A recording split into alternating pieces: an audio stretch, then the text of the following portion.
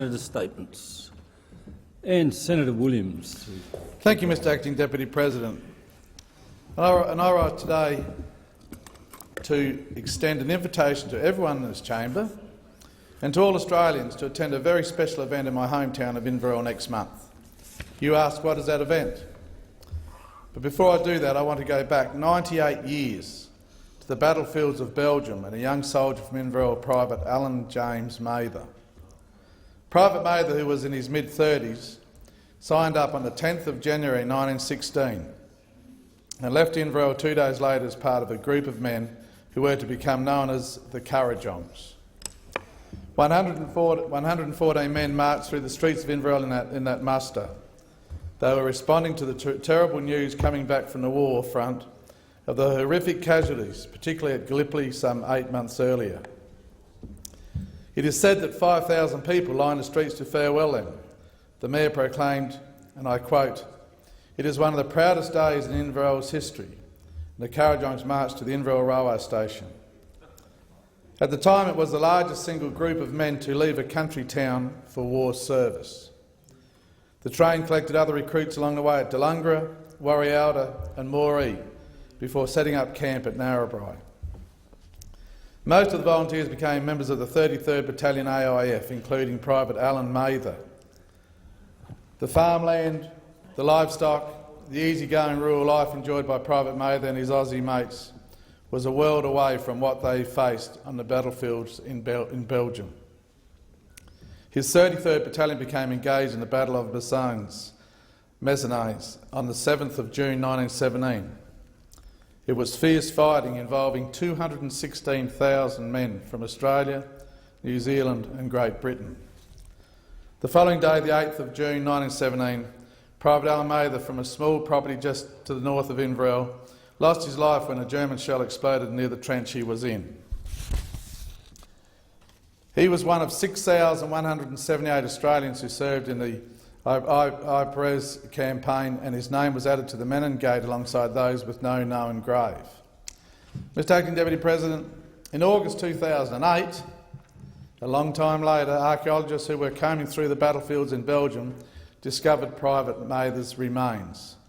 His rifle, ammunition, corps badges and the contents of his pockets and haversack underneath the site of what was apparently a big bomb blast. An identification disc was found but was too corroded to provide any useful information. The Australian Army commissioned DNA testing on surviving relatives. The younger Alan Mather was able to put the investigators onto an even closer relative, a cousin living in Armidale, Kath Mitchell, who was aged 96. When I say the young Alan Mather, he is still alive and well in Inverell today. The identification was confirmed. You could not begin to imagine the emotion of the Mather family when they heard the news. On the 22nd of July 2010, Private Alan Mather, service number 1983 of the property Flaggy, Pindari near Inverell, was formally buried with full military honours at the Prowse Points Commonwealth War Grave Cemetery in Belgium. His great-niece Kim Bloomfield and nephew John Mather joined the Chief of Army Lieutenant General Ken Gillespie, and Ambassador to the European Union, Belgium and Luxembourg, Dr Brendan Nelson, known to many around here of course, in a solemn remembrance ceremony.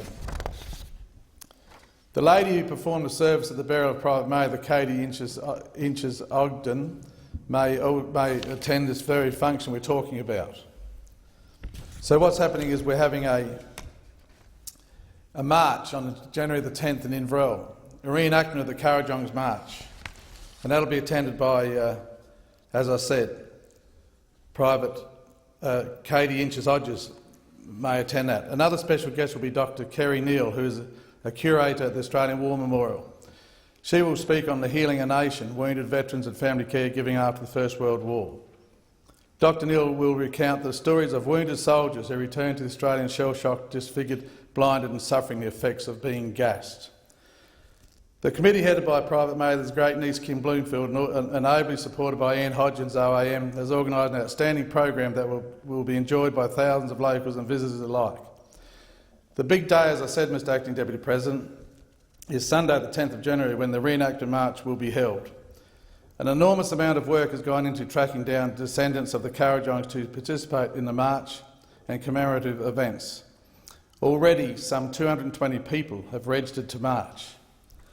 On Tuesday, the 12th of January, a service will be held as well as the reenactment of the presentation of the New South Wales Governor's Shield.